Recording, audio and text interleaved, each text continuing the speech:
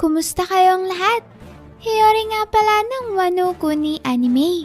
Ito na famang kabuuan ng nakakaiyak at makabagbag damdaming mga tagpo sa pinakabagong chapter ng final saga ng One Piece. Sana pala'y ilike nyong videong to at sana'y huwag nyong skip kahit yung maikling ads lang dahil sobrang laking tulong na nito sa akin at sa ating channel.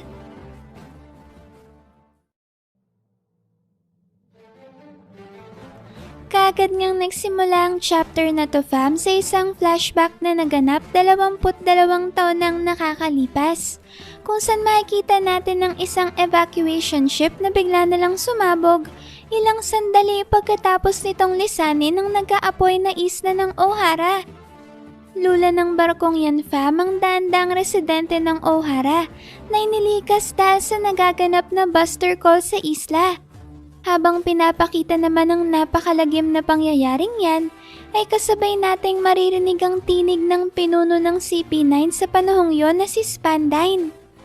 Sinabi dito ni Spandine na palagi daw siyang kinikilabutan sa tuwing maalala niya ang trahedyang naganap sa Ohara, lalong-lalo na ang hindi inaasahang pagsabog na evacuation ship na punong-puno ng mga walang malay at inosenteng sibilyan. Dagdag pa ni Spandine ay hanggang sa huling sandali nga raw ng kanyang buhay ay hindi niya makakalimutan ang nadinig niyang dumadaing na mga sigaw na nagmumula sa malaking sunog na mabilis na lumamon sa buong isla. Mula naman sa eksenang yan fam ay malalaman natin na kausap pala ni Spandine ngayon ng ilang mga mamamahayag at pilit nga niyang sinisisi ang pagsabog ng evacuation ship kay Robin. Sinabi din dito ni Spandine na kahit nga raw ang ilang mga battleship ng Marines na kasama sa buster call sa Ohara ay nagawa ring mapalubog ni Robin. Dagdag pa ni Spandine ay nagkukunwari lang raw na isang 8 taong gulang na bata si Robin dahil ang tunay raw talaga nitong anyo ay isang demonyo. Ang mga pagbibintang nga nito fam na ginawa ni Spandine nang siyang naging dahilan upang makilala si Robin sa buong mundo sa alias na Devil Child. Pagkatapos namang makalis ng mga reporters ay maririnig natin si Spandine na sinasabing hindi raw nila dapat hayaang malaman ng mundo ang mga totoong nangyari sa Ohara. At dahil nga dyan fam, ay mabilis na naging wanted na kriminal si Robin sa mura niyang edad. At kagad siyang pinatawan ng world government ng napakataas na bounty na nagkakahalaga ng 79 million belly. Mula sa puntong yun fam ay mas lalo pang ang naging masalimuot ang buhay ni Robin dahil naging target na siya hindi lang ng world government kundi maging ng lahat ng mga taong nakasalimuhan niya sa kanyang buhay. At kahit sino pa man nga ang makilala ni Robin ay kagad lamang din siyang tinatraidor dahil sa malaking halaga na nakapatong sa kanyang ulo na mula nga sa mabigat ng kasalanan na hindi naman siyang gumawa. Alam niyo ba fam na ang pagsabog ng evacuation ship na binibintang ng world government kay Robin ay sila din mismo ang gumawa? Kung babalikan kasi natin ang eksenang yan fam, sa gitna ng nagaganap na buster call sa Ohara ay makikita nating bigla na lang sumabog ang evacuation ship kahit hindi pa ito masyadong nakakalayo sa isla. Mapapansin din natin dito na kahit ang mismong Vice Admiral ng Marines sa panahong yon ay si Aokiji ay hindi din makapaniwala nung biglang sumabog ang barko na naglalaman ng mga pangkaraniwang mamamayan ng Ohara. Subalit sa dulo ng tagpong to ay malalaman natin na ang kapwa Vice Admiral ni Aokiji na si Akainu pa lang siyang responsable sa pagsabog ng evacuation ship na siya namang nagresulta sa pagkasawi ng daandang inosenteng buhay. Sinabi dito ni Akainu na para daw matiyak na walang archaeologist ng Ohara ang pumuslit sa evacuation ship at nagpanggap bilang ordinaryong residente ng isla ay kailangan nilang pasabugin ng barko. Dahil kung meron daw kahit isang archaeologist na makakaligtas, ay masasayang na ang lahat ng kanilang isinakripisyo sa sinagawa nilang buster call at paglipol sa Ohara. Hindi ba't napakatindi talaga ng ginawa ng world government at ng Marines fam? Dahil pinagduso nila si Robin sa isang kasalanan na sila naman talagang gumawa. Sa pagpapatuloy naman ng chapter ay muli nating masasaksihan ng mga masalimuot na pinagdaanan ni Robin, kung saan namuhay siya ng mas masahol pa sa isang palaboy na aso at para lang makakain ay kinailangan pa ni Robin na mangalkal ng basura. Sa kabila naman ng napakabigat na pinagdaanan na ito ni Robin, ay patuloy pa rin ang panghuhusga sa kanya ng mga tao. At sa halip nga na kupkupin at kalingain ay sinikap pa nila itong mahuli, nang sa gayon ay makuha nila ang malaking bounty na nakapatong sa kanyang ulo. Dito nga fam ay maririnig natin ang mga tao na sinasabing nagtataglay raw si Robin ng pag-iisip na gaya sa isang dalubhasang archaeologist. Subalit hindi raw ito nakakaramdam ng kahit anumang emosyon o awa sa ibang tao. Kaya naman raw kailangang barilin nila agad si Robin bago pa sila maninlang nito. Dito fam ay makikita natin na pinagkakaisahan ng buong mundo na tugisan si Robin. At kung papanong dahil sa kasinungalingang pinakalat ng world government ay nagalit ang lahat sa kanya at tinuring siyang isang walang pusong kriminal. Dahil dyan fam ay naging bukang bibig na ng publiko ang paghiling na sana raw ay masawi na sa lalong madaling panahon si Robin. Ang napakabigat namang mga karanasang ito ay nagparamdam kay Robin ng matinding paghihinagpis, dahilan upang mawalan siya ng pag-asa. Sa eksena ngang ito fam ay makikita natin si Robin na nakatayo sa dulo ng isang napakatarik na bangin, kung saan pinag-iisipan niyang tumalon upang matapos ng lahat ng dinaranas niyang paghihirap. Subalit bago pa nga siya tuluyang makatalon sa bangin, ay biglang nagbalik sa kanyang alaala ang huling mensahe sa kanya ng kanyang ina na si Nico Olivia, na kahit ano pa raw ang mangyari, ay pilitin pa rin daw ni Robin na makaligtas at patuloy na mabuhay. Pagkatapos yan fam ay ang alaala naman ng kanyang matalik na kaibigan na si Jaguar D. Sol ang kanyang naalala. Dito nga ay sinakripisyo ni Sol ang kanyang sarili upang makatakas si Robin mula sa sinasagawang buster call ng Marine sa O'Hara. Sinabi dito ni Sol na marahil nga ay mag-isa lamang si Robin sa ngayon. Subalit tinitiyak niya raw dito na darating din ang araw at matatagpuan din ni Robin ang kanyang tunay na mga kaibigan. Sumagot naman si Robin at sinabing nag-uumapaw raw ang nararamdaman niyang takot ngayon. Muli namang sumagot si Sol at sinabing tandaan lang raw ni Robin ang itinuro nito sa kanya na pagtawa ng darashishishishi. Pagkatapos yan fam ay makikita naman natin si Robin sa sumunod na panel na hawak-hawak ang isang aklat habang siya ay nasa isang tindahan. At dito ay kapansin-pansin na ginuhit niya ang isla ng O'Hara sa isang mapa. Pagkatapos kasi fam ng ginawang paglipol ng world government sa mga scholars ng O'Hara, ay tuluyan na ngang binura ng mga ito ang isla ng O'Hara sa lahat ng mga mapa sa mundo, nang sa gayon ay ganap na mabura ang pag-iral ng O'Hara sa kasaysayan. Matapos namang maiguhit ni Robin ang isla ng O'Hara sa mapa, ay kagad siyang sinaway ng may-ari ng tindahan at sinubukang habulin ito. Kagad namang tumakbo papalayo si Robin habang patuloy ang pag-agos ng luha sa kanyang mga mata. At habang nagaganap nga ang eksenang yan fam, ay maririnig din natin ang bulong-bulungan ng mga tao na sinasabing palagi raw may nagaganap na nakawan at patayan sa anumang lugar na pinupuntahan ni Robin. Sinabi pa nga ng mga tao na nagkukunwari lang raw na isang musmos na bata si Robin. Subalit sa oras na maninlang na niya ang kanyang biktima ay palihim niyang gigilitan ang leg nito. Kasunod naman ng mga mapanirang sabi-sabi na yan fam ay ang pag-alingaw-ngaw ng mga sigaw na nagtataboy kay Robin at ang mga tinig na humihiling na sana raw ay matapos na ang buhay ng binansagang Devil Child. Dahil nga fam sa malahayop na pagtrato ng mga tao kay Robin, ay muli nitong naramdaman ng nakakalunod na pakiramdam ng pag-iisa. Subalit sa kabila ng matinding kalungkutan, ay sinunod na lamang ni Robin ang payo ng kanyang matalik na kaibigan na idana lang sa pagtawang napakabigat na pasanin na kanyang hinaharap.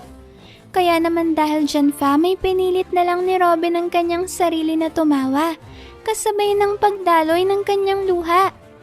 Pagkatapos naman fam ng nakakaiyak na flashback ni Robin ay bumalik na sa kasalukuyan ng chapter, kung saan nagpapatuloy ang paglalakbay ng Straw Hat sa kaharian ng mga Giants, ang Warland Elbaf.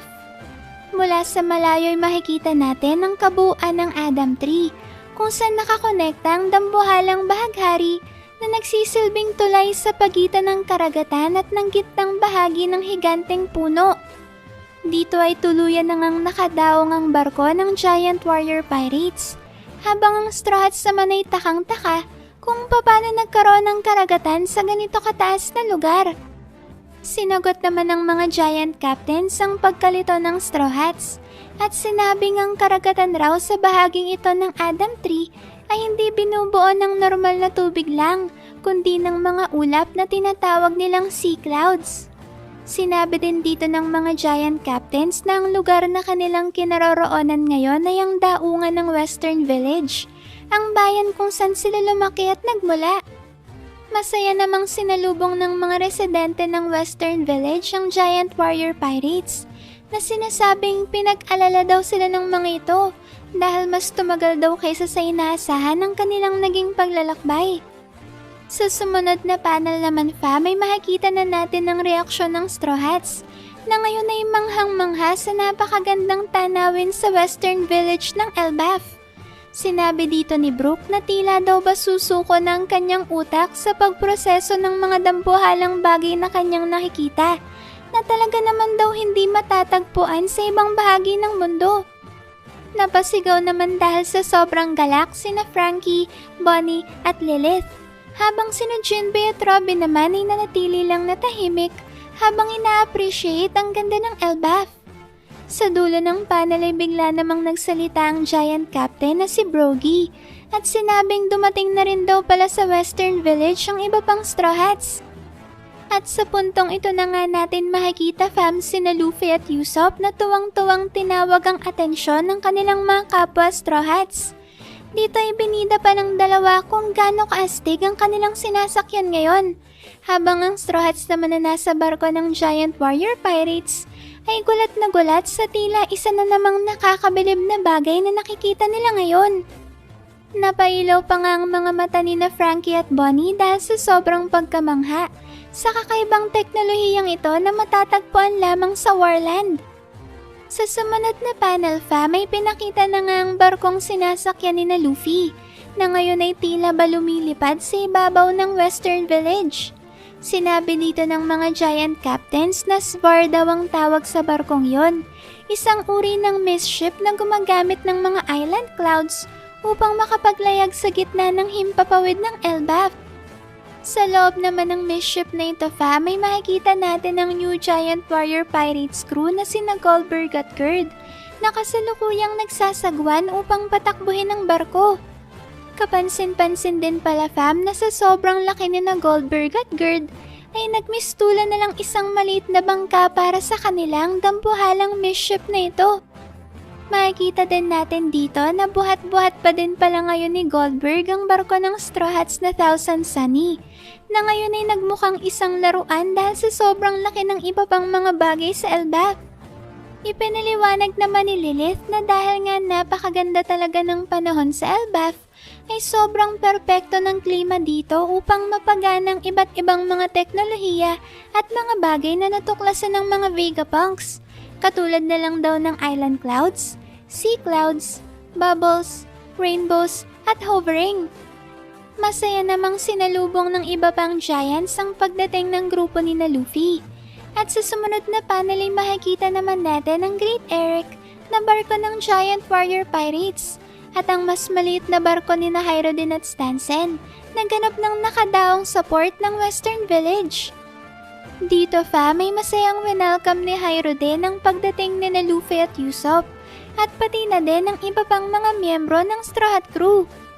Talagang nakakamanghang makita na ang mga ulap pala dito sa Elbaf ang siyang nagsisilbing tubig kung saan nakakapaglayag ang iba't ibang uri ng mga barko.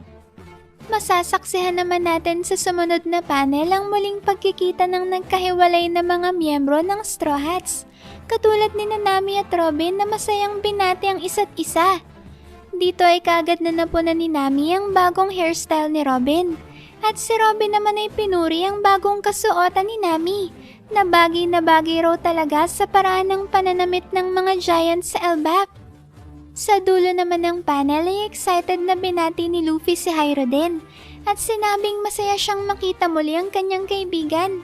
Sumagot naman si Hyro din at sinabing narinig daw niya ang lahat ng mga balita tungkol sa naging paglalakbay ni na Luffy at ng Straw Hats at ipinagmamalaki raw talaga niya na isa na ngayong Emperor of the Sea si Luffy dahil nababagi raw ang titulong ito para sa individual na kanilang hinahangaan. Pagkasabi naman ito ni Hyro din ay dito na niya pinakilala ang kanyang crew at sinabing silang apat ni na Stansen, Goldberg at Gerd ang siyang bumubuo sa New Giant Warrior Pirates. Matapos naman itong masabi ni Hyro din ay kagad na sumabat si Rodo na ngayon ay makikita nating bugbog sarado at nakakadena sa isang poste na sinasabing hindi raw apat kundi 5 sila na miyembro ng crew. Tila naman walang pumansin kay Rodo dahil nagpatuloy lang sa pagsasalita si Hyro din. Sinabi nito na sila ang mga miyembro ng New Giant Warrior Pirates, ang pirate crew na laging nakahanda anumang oras na mangailangan ng tulong ni Luffy at ng Straw Hat crew. Sinagot naman ni Luffy ang mga naging pahayag na ito ni Hyro din at sinabing ilang beses na raw niyang nabanggit dati na hindi niya raw kailangan ng mga tauhan.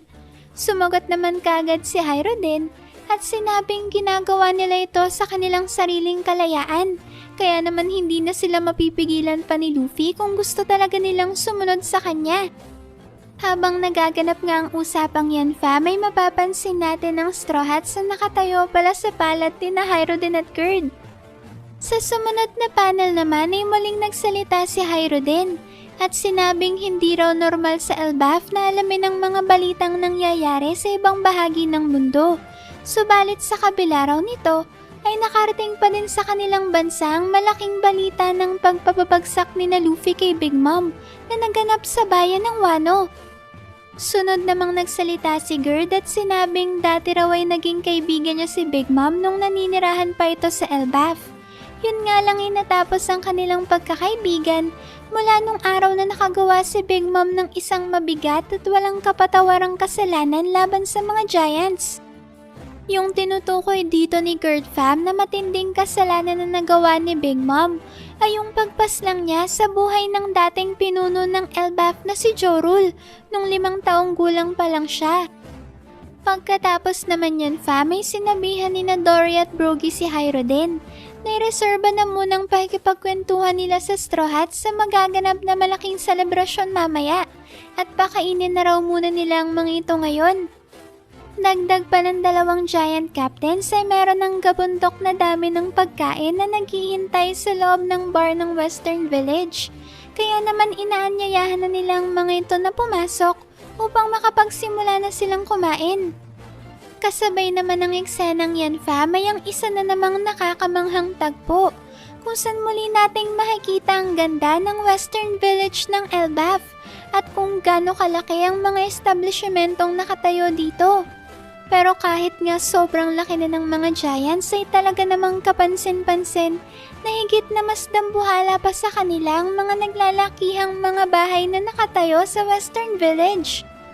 Pagkatapos naman ng paanyaya ni na Dory at Brogy na kumain, ay kagad na nagdiwang si Luffy dahil sa wakas nga raw ay makakakain na sila, lalo na't kanina pa sila nakakaramdam ng gutom.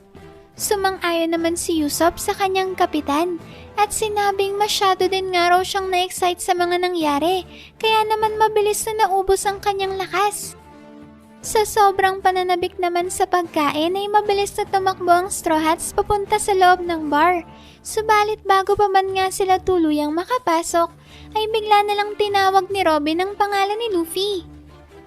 Pagkatapos yan fam ay bigla na lang nating makikita ngayon ang buong Straw Hat crew na nakasakay sa Mist Ship kasama si Gerd at naglalayag patungo sa timog kanlurang bahagi ng Western Village.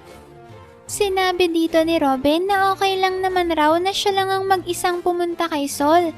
Sumagot naman si Luffy at sinabing hindi sila papayag na hindi sila sumama kay Robin. Sumang-ayon din naman dito si Chopper at sinabing gusto niyang masaksihan ang muling pagkikita ni na Robin at Sol.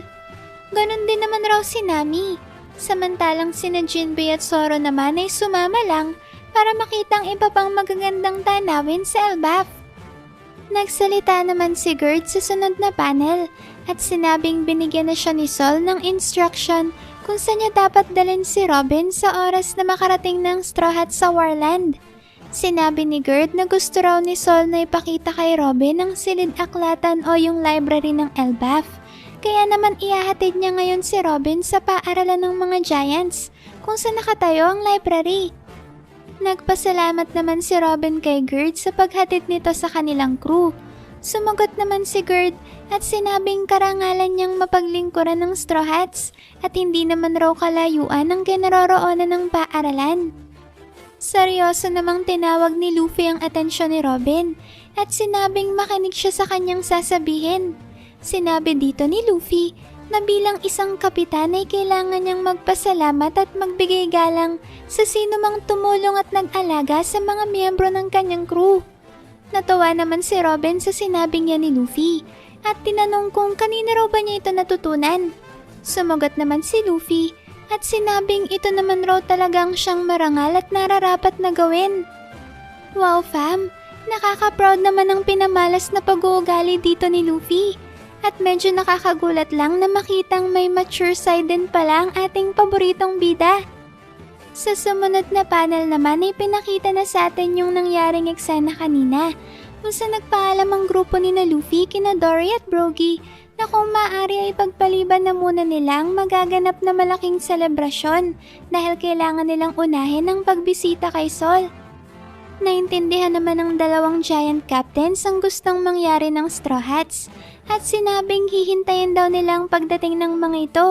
Sinabihan pa nga nilang Straw Hats na isama din nila pabalik si Sol nang sa gayon ay makasama nila ito sa mangyayaring malaking salo-salo.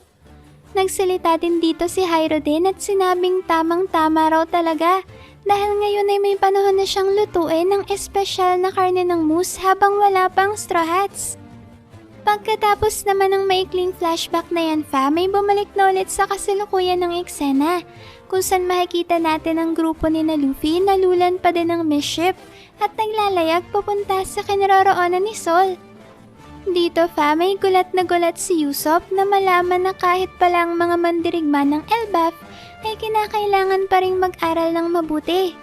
Nagsalita naman ulit si Gerd at sinabing isa na ngayong guro si Sol. At ang pangunahing subject na tinuturo nito ay tungkol sa history. Subalit nagtuturo din daw ito ng iba pang mga kaalaman mula sa iba't ibang aklat.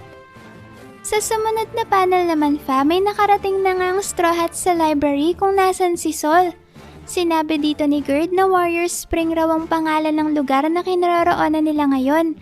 At sa gitna nga nito ay nakatayo ang silid aklatan na tinatawag na Owl Library. Ipinagtaka naman ng Straw Hats kung bakit spring o batis lang ang tawag ng mga giants sa lugar nito. Gayong maladagat na ang laki nito dahil nga sa lawak ng tubig na kanilang nakikita. Nagpatuloy naman sa pagsasalita si Gerd at sinabing ang buhangin sa gilid ng Warrior Spring ay mula raw sa fossilized at nadurog na bahagi ng Adam Tree. Habang ang mga alon naman raw ay nagmumula sa waterfalls na siyang ang bumabagsak at tumahampas sa dulong bahagi nito. Matapos itong masabi ni Gerd ay nagpatuloy naman sa kanilang pagkamangha ang Straw Hats dahil hindi nila akalaing may nag-e-exist palang tila isang karagatan sa loob mismo ng isla ng Elbaf.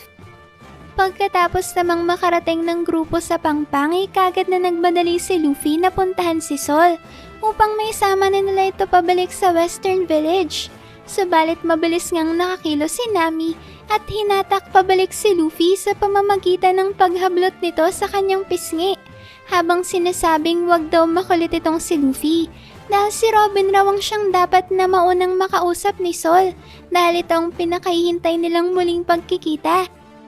Mapapansin naman natin si Robin sa dulo ng panel na tila ba kinakabahan na sinasabing ang lakas raw ng kabog ng kanyang dibdib ngayon. Pagkatapos yan fam ay may bigla naman tayong makikita na isang giant na natatarantang tumatakbo at nagsisisigaw na bigla na lang raw nawalan ng malay si Sol at bumagsak sa lupa. Kung mapapansin nyo din pala may katulad ito sa nangyari sa huling eksena ng chapter 1131, kung saan may isa ring giant na humihingi ng saklolo pagkatapos mawalan ng malay ni Sol. Sa sumunod na panel naman ay makikita na nga natin ang gulat na reaksyon ng Straw Hats, na ngayon ay tinatanong kung seryoso raw bang ngayon pa talaga nangyari ang nakakabiglang trahedyang to. Sinabi pa nga ng mga ito na 22 taon raw ang kinailangan upang maganap ang reunion na ito ni Sol at Robin. Tapos ngayong mangyayari na sana ito, ay dito pa talaga eksaktong may masamang mangyayari kay Sol. Kaagad namang tinanong ni Chopper kung nasa na ba si Sol upang matingnan na niya agad ang kalagayan nito at malapatan ito ng karampatang lunas.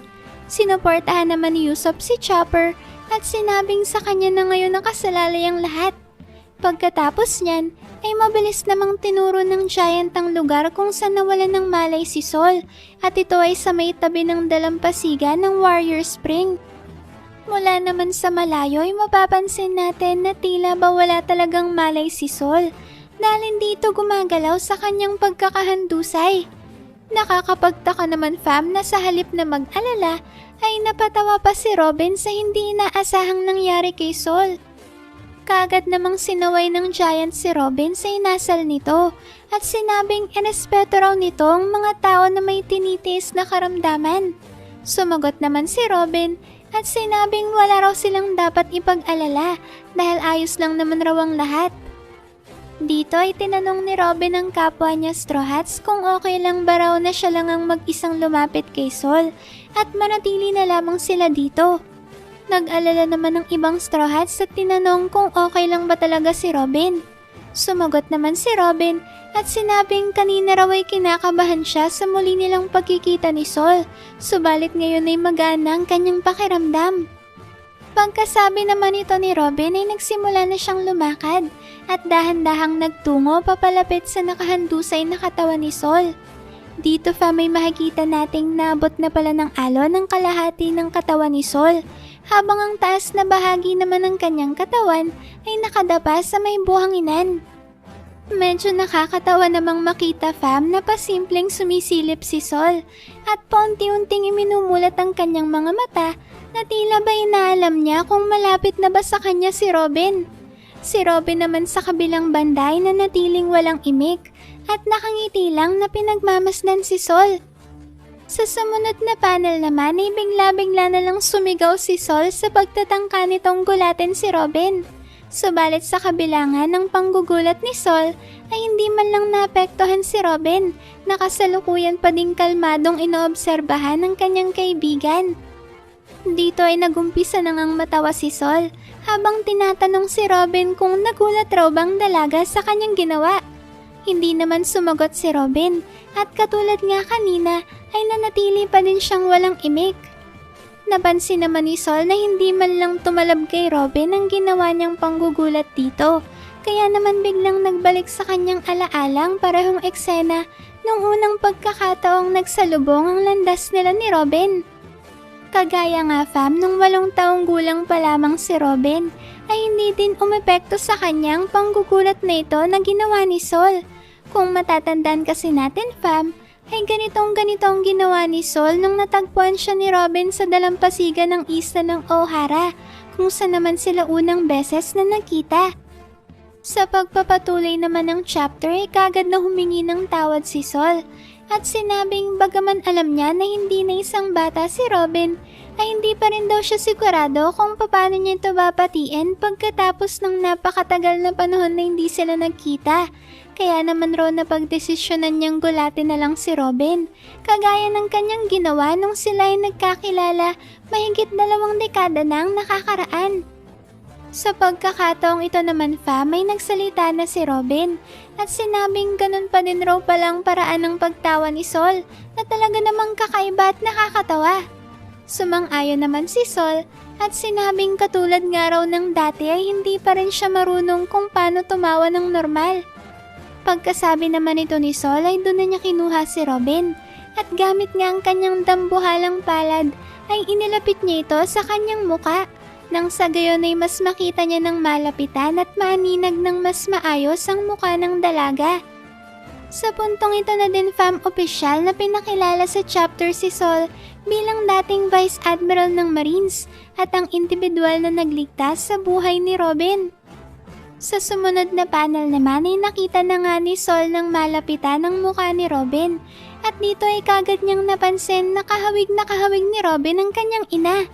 Sinabi dito ni Sol na masaya siyang makita si Robin na lumaki bilang isang napakagandang dalaga na kamukhang kamukha ng kanyang ina. Lalong-lalo na raw ang maamong mga mata na nakuha niya mula kay Nico Olivia. Tila naman kinatuwa ni Robin ang sinabing ito ni Sol at kasabay naman niya na yung pagbabalik sa memorya ni Robin ng mga huling sandali na kapiling niya ang kanyang ina kung saan sinabi ni Olivia na hindi nila maaring isuko ang kinabukasan ng mundo, ang kinabukasan kung saan mabubuhay si Robin. Ito na nga fam yung punto kung saan nagpaiwan si Olivia sa loob ng Tree of Knowledge sa Ohara nang sa gayon ay maprotektahan ng libo-libong mga aklat mula sa sinasagawang buster call ng Marines. At katulad nga fam ng naitala sa kasaysayan, ay doon na rin binawian ng buhay si Olivia kasama ng iba pang mga archaeologists ng Ohara na nag-alay ng kanilang mga sarili para lang may paglaban ng katotohanan na pilit na binubura ng world government.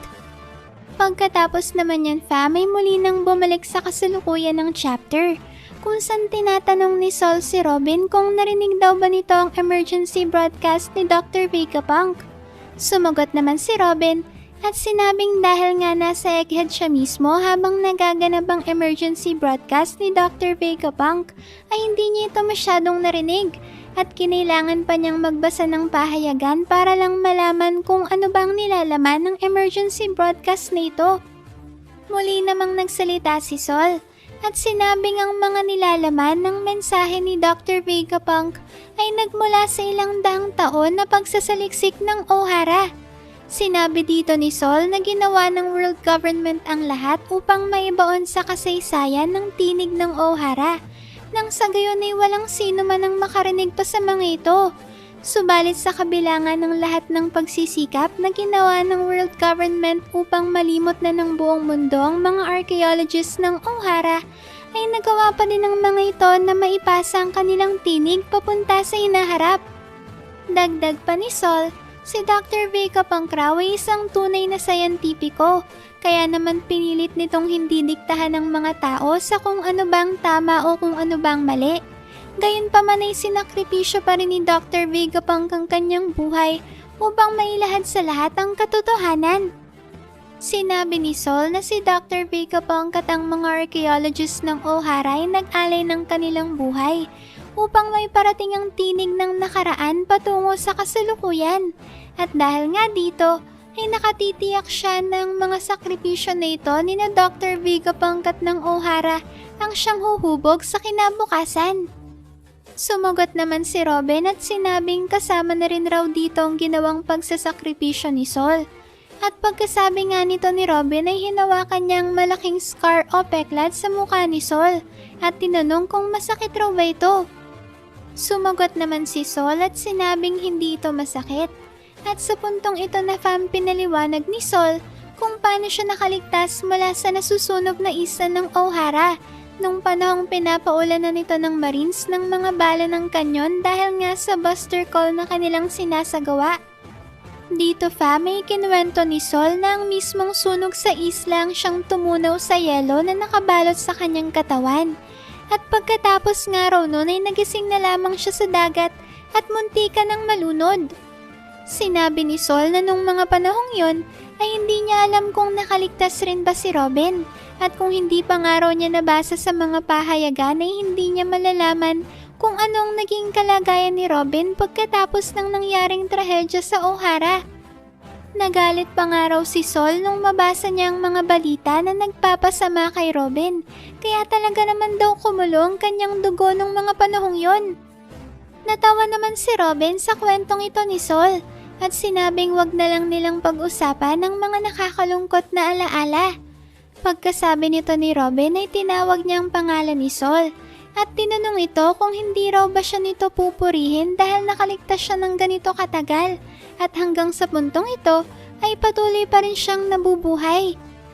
Napaluha naman si Sol sa sinabing ito ni Robin at dito ay muli siyang nagsalita at napatanong kung paano nga raw ba naging posible para sa isang maliit na bata na makaligtas sa kabila ng pagtugi sa kanya ng buong mundo. Sa sumunod na panel naman ay dito na nga napahagulgol sa pag-iyak si Sol na sinasabing nagpapasalamat siya at buhay pa hanggang ngayon si Robin. Sinabi ni Sol na napakahusay raw talaga ni Robin dahil nakaligtas siya ng 22 taon mula sa pangapi sa kanya ng buong mundo. Sobrang saya nga raw niya dahil sa wakas ay muli na silang nagkita ngayon ni Robin pagkatapos ng napakatagal na panahon. Habang nangyayari naman yan may makikita din natin ang buong Straw Hat crew na nakaupo sa hindi kalayuan at pinapanood ang emosyonal na reunion ni na Robin at Sol. Dito naman may makikita natin na nakangiti si Robin habang nakayakap kay Sol at sa dulo nga nito ay sandaling nagbalik sa alaala ni Robin ang pagkakataon nung kine-question niya kung bakit kailangan niya pang mabuhay. Dahil nga sa sobrang hirap na kanyang pinagdaraanan ay tinatanong niya sa kanyang isipan ng kanyang ina, si Professor Clover at si Sol na kung maaari lang sana ay gusto na lang niyang mamatay. Pagkatapos itong maalala ni Robin ay hindi na niya napigilan ng pag-agos ng luha mula sa kanyang mga mata. At sa isang ang makabagbag damdaming eksena ay makikita natin na humahagulgol na rin sa pag-iyak si Robin habang sinasabi na sobrang miss na raw niya si Sol. Sumagot naman si Sol at sinabing miss na din daw niya si Robin. Para naman sa mga na hindi masyadong pamilyar sa kwento ni Robin, si Sol kasi yung una at nag-iisang kaibigan ni Robin sa isla ng O'Hara. Nung 8 taong gulang pa lang kasi si Robin may binubuli at pinagkakaisahan siya ng ibang mga bata sa isla dahil sa taglay niyang devil fruit ability. At ito ang dahilan kung bakit mas pinipili ni Robin na mapag-isa na lang dahil wala namang bata na gustong makipaglaro sa kanya. Wala rin namang kinalakihang magulang si Robin dahil iniwanan siya ni Olivia para mag-aral ng mga poneglyphs sa iba't ibang bahagi ng mundo. Kaya naman talagang napakalungkot ng pagkabata ni Robin dahil mag-isa lang siya. At nung aksidente ngang napadpad si Sol sa O'Hara, ay doon na nakakita ng kaibigan si Robin na hindi siya aapihin at uhusgahan. Bagaman maikling panahon lang nakasama ni Robin si Sol ay naging mabuti ang pakikitungo nito sa kanya. At higit sa lahat, ay sinakripisyo ni Sol ang kanyang buhay mailigtas lang si Robin mula sa Buster Call sa O'Hara. Yan ang dahilan kung bakit talagang malapit si Robin at Sol sa isa't isa. Sa pagpapatuloy naman ng chapter ay makikita natin si Robin at Sol na magkayakap na umiiyak. At kasabay ng eksenang yan ay makikita din natin ang pagluha ng Straw Hats na sina Usopp, Chopper, Nami, Sanji, Frankie at Brook. Habang si Luffy naman ay makikita natin na may malaking ngiti sa kanyang muka na tila ba masayang masaya sa tagumpay na nakamit ng kanyang kaibigan. Grabe no? Napakasarap talagang masaksihan ng eksenang to, lalong-lalo na kung babalikan natin ang buong kwento ni Robin. At bago naman matapos ang video nating to may ibabahagi ko na din sa inyo ang mga nag-aapoy na mga pasilip natin para sa paparating na chapter 1134. Unahin na natin ang pamagat ng chapter na to na The Owl Library. Sa unang bahagi nga nito may pinasalamatan ni Luffy si Sol sa lahat ng kabutihang ginawa nito kay Robin. Makikita din naman natin si Lilith na may inilalabas na gamit o aparato at sa dulo nga ng eksenang ito ay malalaman natin na may dala pala si Lilith na clone ng orihinal na Dr. Vegapunk. Sinabi dito na plano pala ni Lilith na ayusin ang clone ng orihinal na Dr. Vegapunk sa Elbaf. Kaya ibig sabihin yan ay makikita na ulit natin si Dr. Vegapunk sa kwento. Bukod pa dyan ay malalaman din natin sa chapter na to na ang Owl Library pala ay naglalaman ng mga ordinaryong aklat. Subalit sa hindi pa sinasabing paraan ay nagagawa ng mga aklat na ito na lumaki nang sa gayon ay mabasa din ito ng mga giants. Pagkatapos naman yan may lumipat na ang eksena sa underworld ng Elbaf kung saan nakakulong si Prince Loki. Makikita natin dito na may kinakausap si Loki na isang bagong karakter na nagngangalang Mosa. Bigla namang lumipat ang eksena sa giant village na nakita natin sa mga nakalipas na chapter, kung saan sa gitna nito ay nakatayo ang isang dambuhalang kastilyo. Sa loob nga ng kastilyong yan fam ay may bigla na lang lumitaw na summoning circle, kagaya nung pinalabas ni Saint Saturn ng iba pang 5 elders sa Egghead. At mula nga sa summoning circle na to ay lumitaw ang dalawang misteryosong individual. At ang pinaka nakakakilabot dito fam ay kamukha ng isa sa mga individual na ito, si Red Hair Shanks. Grabe fam, kapareho talaga ito ng karakter na kahawig ni Shanks na lumabas sa dulo ng chapter 907.